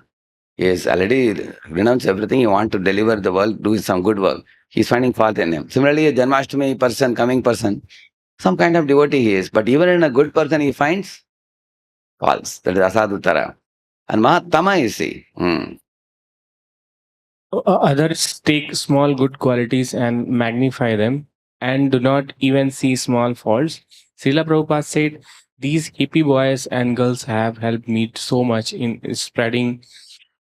I am deeply indebted to them for their assistance in spreading Krishna consciousness movement. Haridas Thakur saw a spark of Krishna consciousness even in the prostitute, fanned in and made her into a devotee. Such person is greatest. Yeah. That means Mahatama, he will take a small good quality and magnify it out of proportion, just like sometimes mothers do with their children. Like one mother told me, Radheshyam Prabhu, my small kid has written Om. Please see that. I looked at the slate, it was like Archimedean spiral. Like a big circle like that. I said, where is Om in this? I said, Mataji, only out of your love you can see Om in this. Isn't it? So there is no good there, but still she is finding. That is actually called as Ati Mahattama. But what is the difference between Mahattama and Ati Mahattama? Mahattama will take a small good and make it big. But Ati Mahattama, even if there is no good only, he will still see. Like for example, one great devotee was traveling in the train. In the night, the thief came and he said, remove your wallet. And he gave the wallet to him. And next day morning, he said, one night, one thief came and took my 5,000 rupees, took away the wallet. And everybody was upset. How can the thief do this? He said, he was such a good thief, he didn't kill me.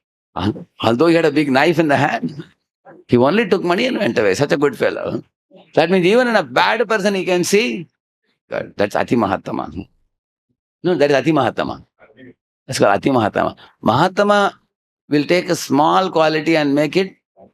Ati Mahattama can see good even in a person who has no good. Do you understand the difference? So first we should learn to take one small good quality and magnify it. Then we are Mahatma. Atimahatma means, like, hippies all Prabhupada. Prabhupada, we are sorry to bring you to this dirty place of hippie hill.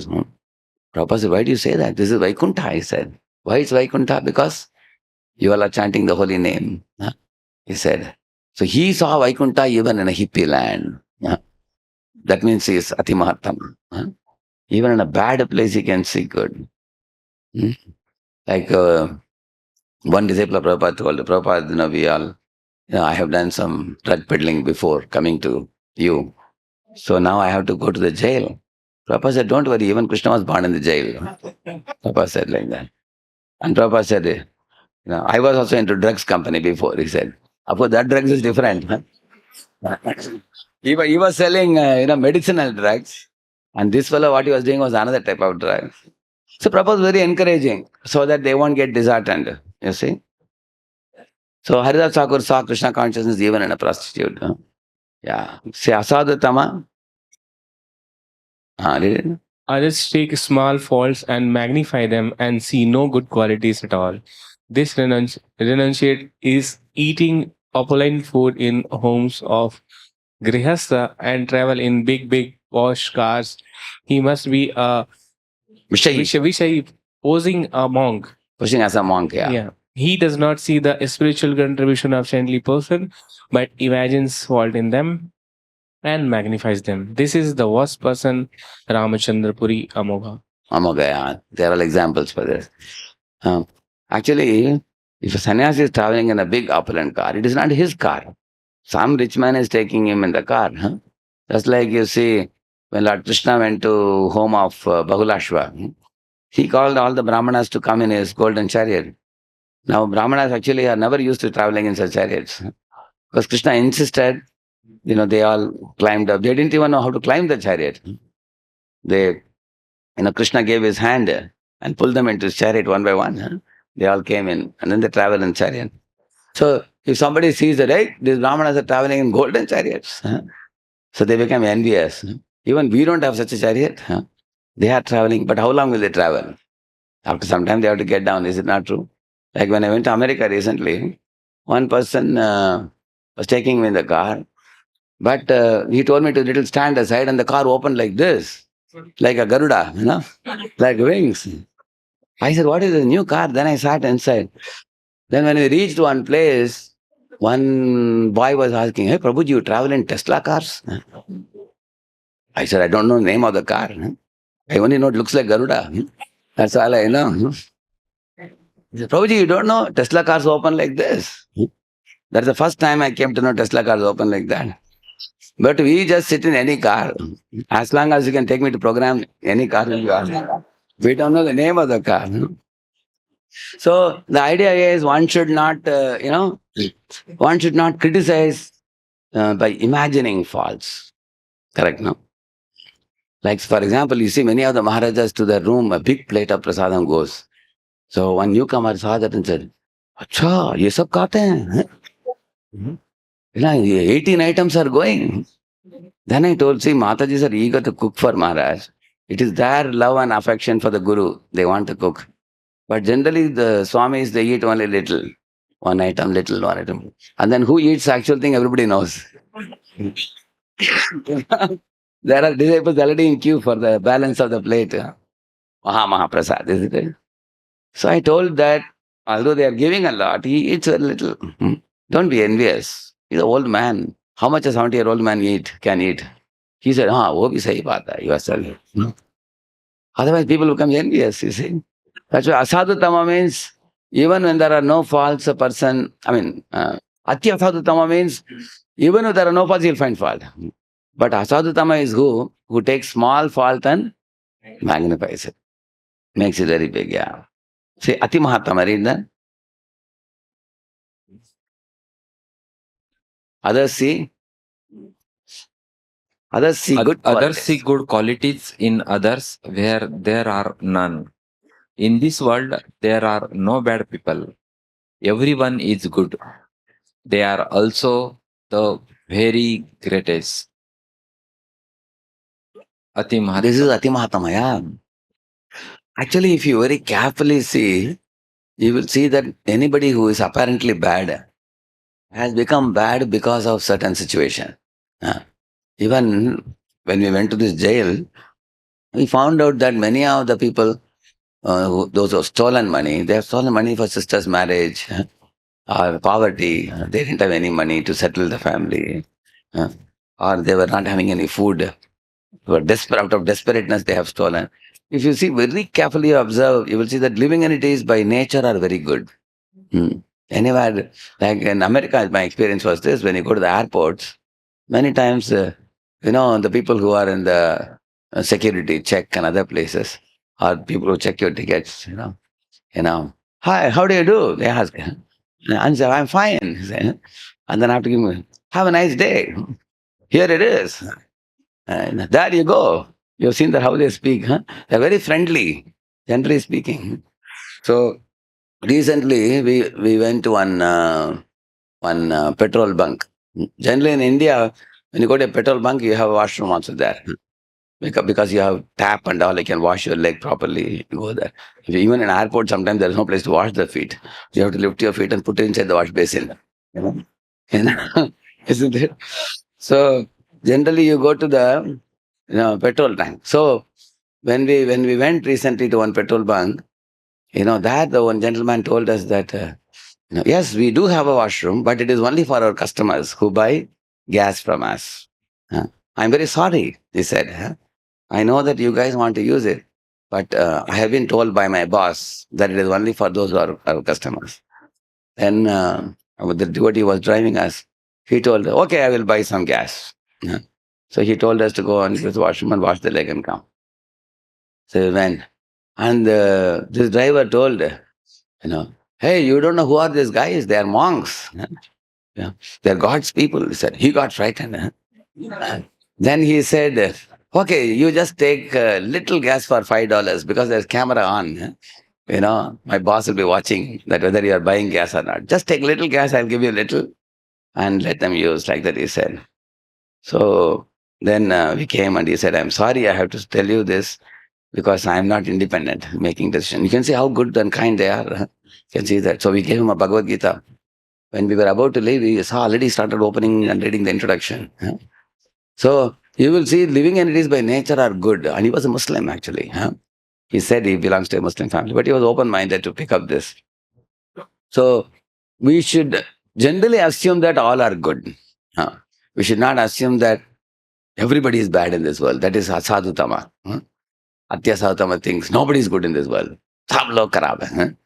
Like that they think like that. Ati Mahatma means he thinks generally people are good. They may behave like children also sometimes. They are peacefully playing with the toys. If another child comes and pulls a toy, like that, he will show his bad side. Correct, no? When they are troubled, they show bad side. Otherwise, generally everybody is good in this world. So Ati Mahatma sees like this. And then Atya Sadhutama. Others see only faults in others. Even where there are no faults, in this world, no one is good, everyone is evil. They are very worst. Yeah, no one is good, he says. Everyone is evil, he says. This is Yasadutama. To summarize, see, Mahat and Asadu, if you compare, Mahat sees both good and bad, but he is pointing out bad for uplifting the person. That is Mahat. And Asadu means out of the good and bad, he sees only Asadu. He's only bad. He only sees bad. He doesn't see good. And he just points bad without giving any points for improvement at all. No? And Mahattara, what he does? Out of the good and bad, he sees only good. And Asadu, he sees. Actually, what is the difference between Asadu and Asaduttara? What is the difference? See, Asadu, he see only false. Yeah. See, where is Asadu here? See, Asadu, persons like you think good qualities will turn into false. Such persons are not gentlemen. Actually, Asadu thinks that even if you see good, that will not last for long. That means Asadu is able to see good, but he doesn't believe that the good will continue. That is Asadu. Whereas Asadu Tara, he doesn't see any good. He sees only things. You understood? No? You understand the ultimate. Tama is superlative. Superlative. Yeah. See, Mahat and Asadu, if you see, both of them see good and bad. Huh? Mahat and Asadu, both see good and bad in others. And Mahat points out faults to help a person. Mahat. And Asadu, he sees good, but he doesn't believe that good will last.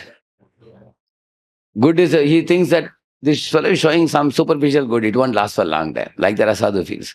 Whereas Asadu Tara, he doesn't see good at all. He sees, no, he doesn't see any good.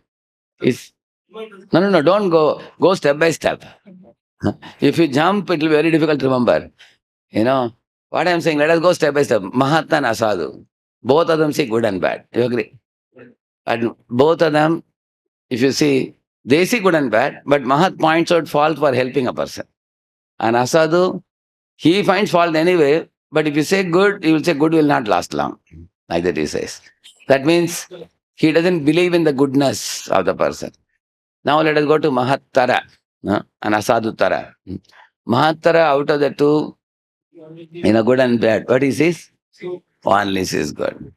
And Asadutara sees only bad. Now he doesn't see any more good at all. At least as Asadu, he was thinking good qualities will not last long. But now he says good quality is not there only. He sees only bad. Asadutara. Now Mahatama, he takes small good quality and magnifies it. Actually, this is something we have to learn. Prabhupada did that also. When he met the hippies, even if they did a little service, he glorified them like anything. That is Mahatama. And Asadutama, he takes a small bad quality and magnifies it as very big, making a mole into a mountain, we say, no? Actually, sometimes I see when people come to complain to me about the other party, they say in a big way. Later on, I asked them, hey, you told lies. Why did you speak lies about the other party? He said, otherwise, how will you take it seriously, Prabhu? Therefore, I have to little bit exaggerate and tell you. Take a small thing and make it big. And then, Atti Mahattama. Even if there is no good, a person sees good. He feels everybody in this world is good soul. Like that he feels. Ati Mahattama. And Atya Sadhutama. Yeah, everybody in this world is bad, he says. There's nobody in this world. So this is what she's talking about. That is our Sati talked to her father. And then finally she concluded, Father, Lord Shiva is Ati Mahattama and you are Ati Asadutama. She told him. That's the reason why she explained all this.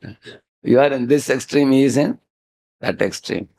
You didn't see his spiritual platform. You saw him from a material point of view as your son-in-law. No. He is not your son-in-law. He is a Paramahamsa. He is Vaishnavanam Dasham. Yeah. What was the question? Somebody had a hand up. Yes, Prabhu. Mic, the mic.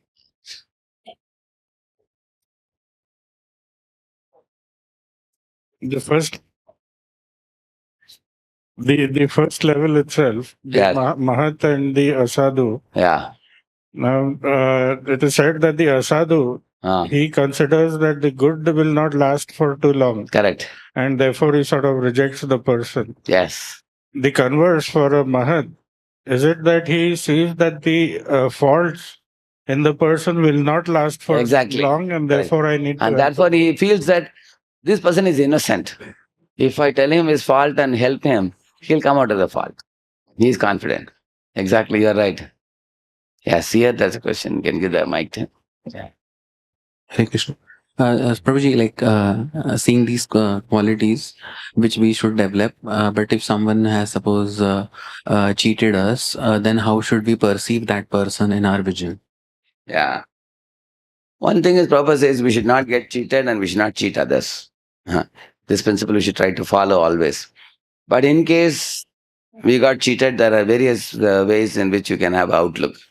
One of the first outlook is you think that I will do my best to get the money back or something. Say somebody took money from me and not giving back. How to get it back? What are the different routes I can take? You don't have to necessarily immediately threaten. You can go through another person who is close to him. Yeah, you may have to go for a legal this thing. Many things you can try. So you try all possibility, but you couldn't get it back at all. Then finally you can accept that it's due to my karma. It has happened now, and I'll be careful in future. There are cheaters in this world. And when you look at a cheater, what do you think? He is a pure soul, but covered by three gunas, due to which he is behaving erratically, just like a drunken man. Man is a good man, but right now he is drunk. So he has lost his balance. He's shouting and yelling. This is not his true nature. Because he's drunken, he's behaving like that. So all living beings are drunken in three gunas. Pishacha payalayata mati channahai. Correct, na? So, which means as if a ghost haunted person. Even this lust, anger, greed can make us behave erratically. We don't behave like good, normal people. Because these things are like bhoot. They come up. So, if you see like that, then you will see him as ignorant, not as envious. Then your mind will be peaceful. But if you see him as envious, you will get revengeful thoughts.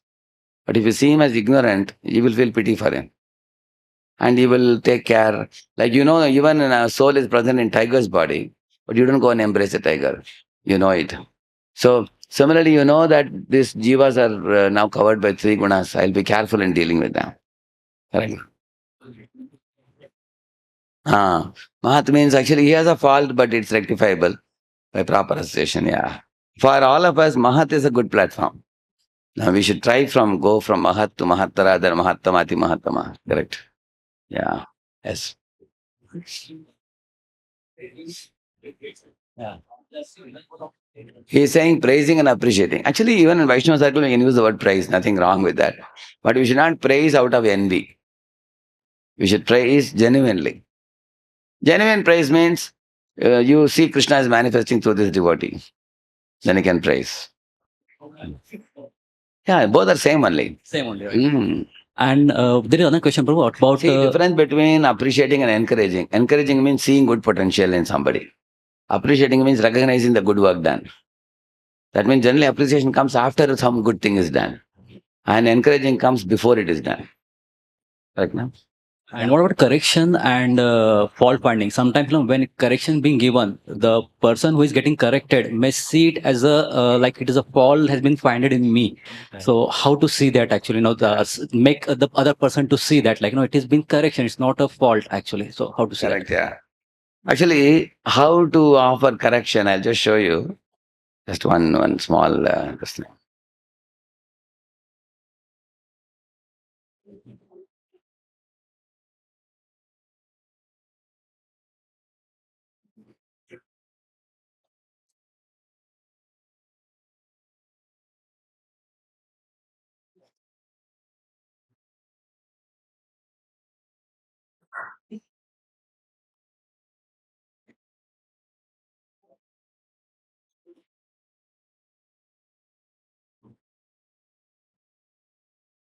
I had one very nice doc file on correcting. I want to share.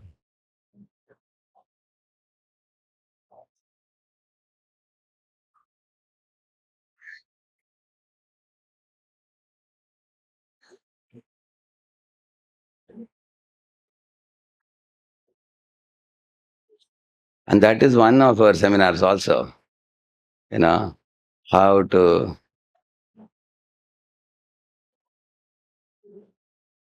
Okay, I'll try to get that notes and send you. Huh? That is going to be one seminar in future. We will have that also. Huh? That's yeah. Actually, there are many things about correcting, but this one which I am talking about is actually when it is, for example, you tell someone to wait, not go for initiation. I'm just giving an example. Huh? They feel very offended. Why I'm not being sent? And many counselors don't tell them directly on the face that this is your problem. And they say that just wait for 1 more year and then I will tell you next year. And then they wait them for 2-3 years, and they're wondering, tell me what I am supposed to do. Huh? No, no, you are a wonderful devotee. If I'm wonderful, then why are they not sending me? You know? Correct now. You say I'm wonderful, and then you're not sending me for initiation. Am I really wonderful, or you're just encouraging me? No, no, just one more year I want to watch you. What is in it that you're looking for me, looking in me, that I'm missing? So my request to all the counselors would be, you can tell them in a very polite and a personal one-on-one way that, this particular aspect you have to improve. For example, you are hearing different organizations lectures, you are hearing Sadhguru, you are hearing Sri Sri, everything you are hearing. Now you have to focus on Prabhupada. If you want initiation, you have to focus on Prabhupada. So clearly tell them. Or you can say that, you still have some of the old habits, going for party, and you are also eating out, and you are also dressing yourself in a too lavish way. And sometimes people put in the, what do you call that? They put in their WhatsApp, in their Facebook, huh? Status. In the status, I saw some of your photos looking like you are putting your swimming dress and, so many different type of dresses you are posing. You are going for initiation. You should look like a devotee. Huh? You should look modest in your dressing, in your habits, in the way you deal with others. So whatever you feel deficiency in a person, you need to tell them. Or you can say, I came to your house, there are so many demigods in your house. You are also worshipping all different devatas and all you're worshipping. I would request you to study the 7th chapter and 9th chapter of Gita about the demigods. Become more thorough in that and ask me any questions if you have. Then, once you are clear about that, then you can go for first initiation. You should practice Ananya Bhakti.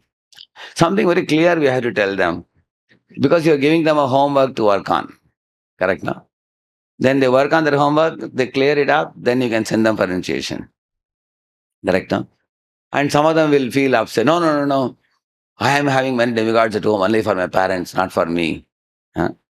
Then you can say, okay, I will conduct one special test for you on demigods. Let us see how you understand. So you can give some 20 questions you design and give them to check whether they really understand what is the role of a demigod, what is the role of Krishna. Correct now? So therefore, correcting is not a very little delicate matter. It is. It has to be done very carefully. So it's getting late now.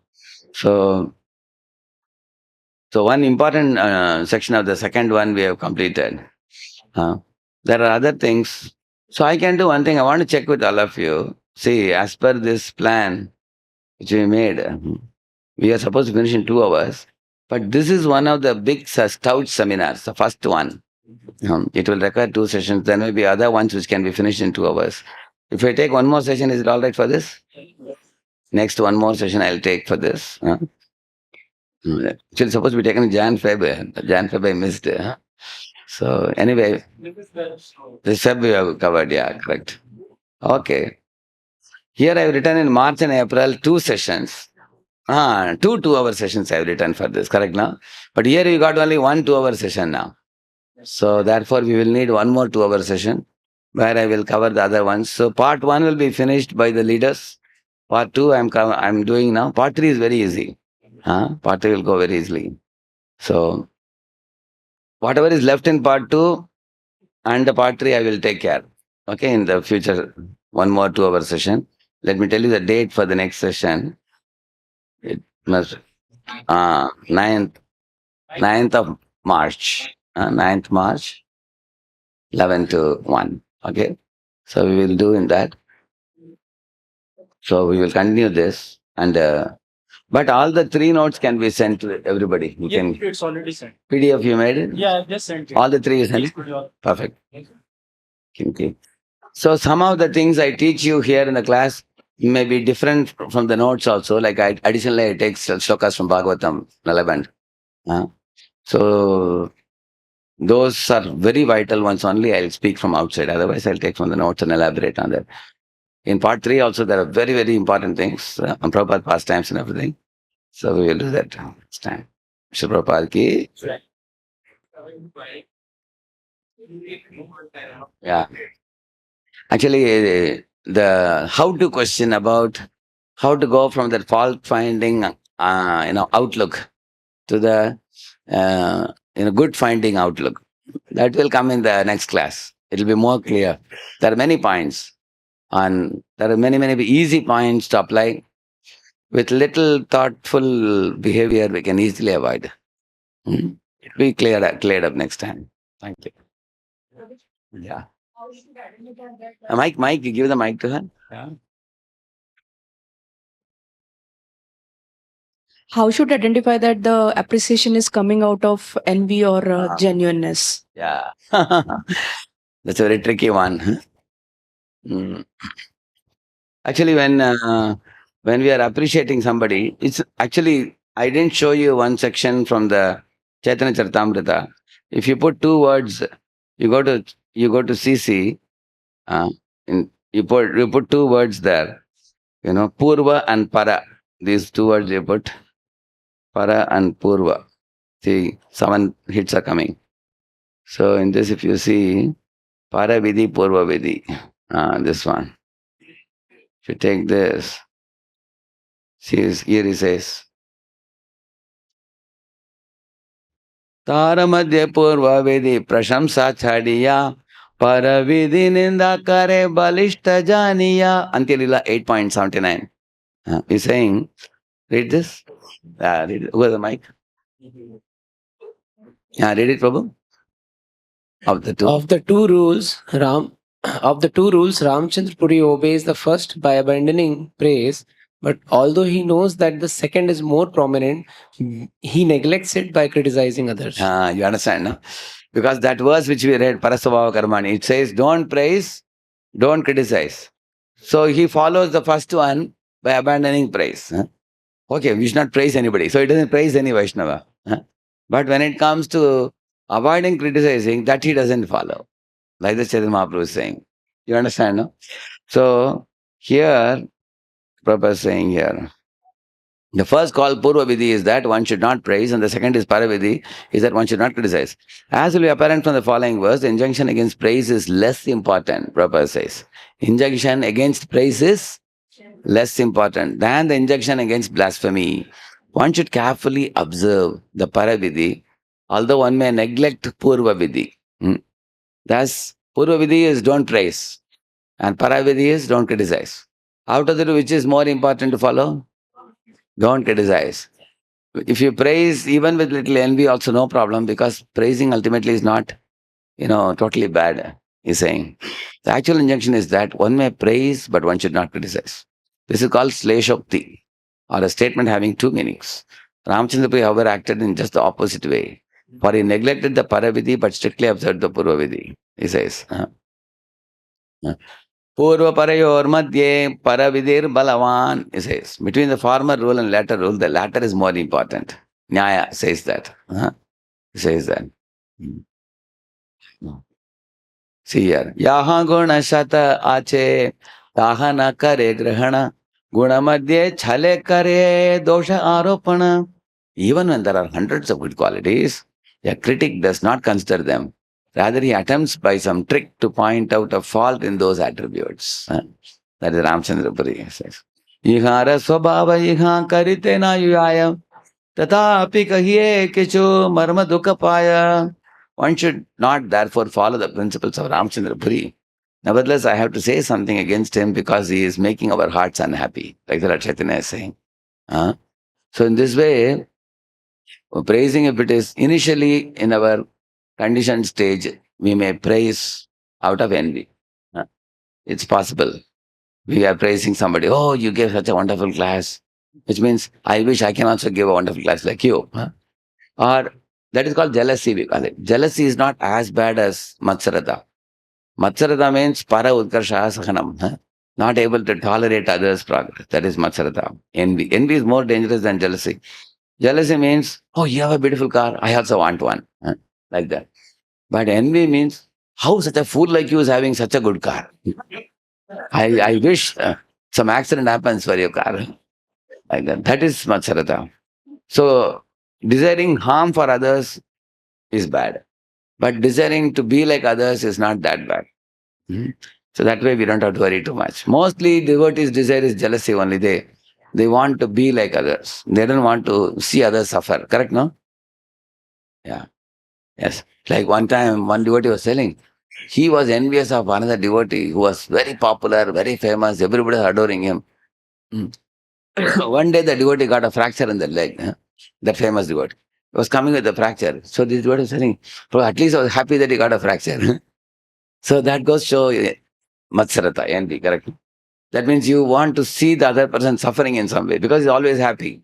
So one should not wish ill for others. That is very bad. Hare Krishna, Prabhuji. There's one question we had talked about if someone has cheated us, then how do we be careful? Just an extending question to that. I mean, sometimes our helping ability is reduced if we are. Because that we become afraid and guarded. So we don't want to help anybody by that. Yeah. So what I would suggest you, because you may be little soft-natured, you tend to get exploited. Therefore, you can have somebody above you who tells you when to help and when not to help. You can take their guidance. So there are some devotees who are very timid devotees. You know timid? Timid means timidity. They are little fearful. Like in one congregation, there was one very forceful senior devotee. That devotee told this congregation member that you have to give 25,000 for Balram Jayanti feast. So that devotee agreed. But later on that devotee met me and said, Radheshyam, I cannot give so much. I can only give 5,000. I said, perfect. You tell that fellow, it's not for the temple, it's for that satellite center somewhere. I said, okay, tell him we can give only 5,000. Then he went away. Then that senior fellow came to me and said, I told him, Prabhu, don't ask him 25K. He's a poor man, I think. He only wants to give 5,000. I said. He said, no, Prabhuji, he's not a poor man. He has enough money. He can give 25,000. I said, no, we should never force. Whatever voluntarily people give, that is seva. I told him.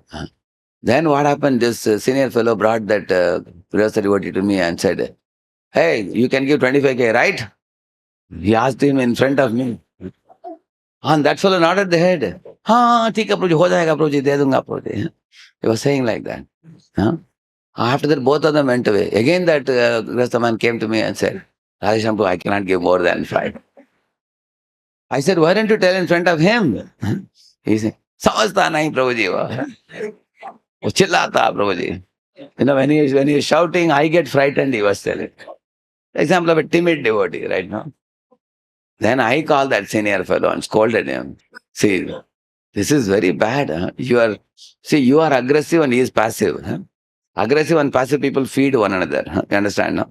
Passive people means you walk all over my head. Everybody can walk. Passive people. They bury pent-up feelings, which is not good.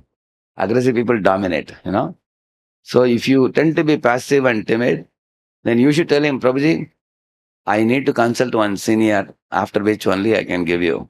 He will ask you, who is that senior? You can say, that I cannot tell you. I have many seniors. I have my parents. I have my senior devotees. He will ask you, is it your counselor? He will ask you, no. There are many others. There are 3-4 people I have to consult, and then only I can tell you, not now. So like that you can escape from especially aggressive people who demand. All right? Now you all will be hungry now. Prasad 1:30 now. Please take. Srila Prabhupada ki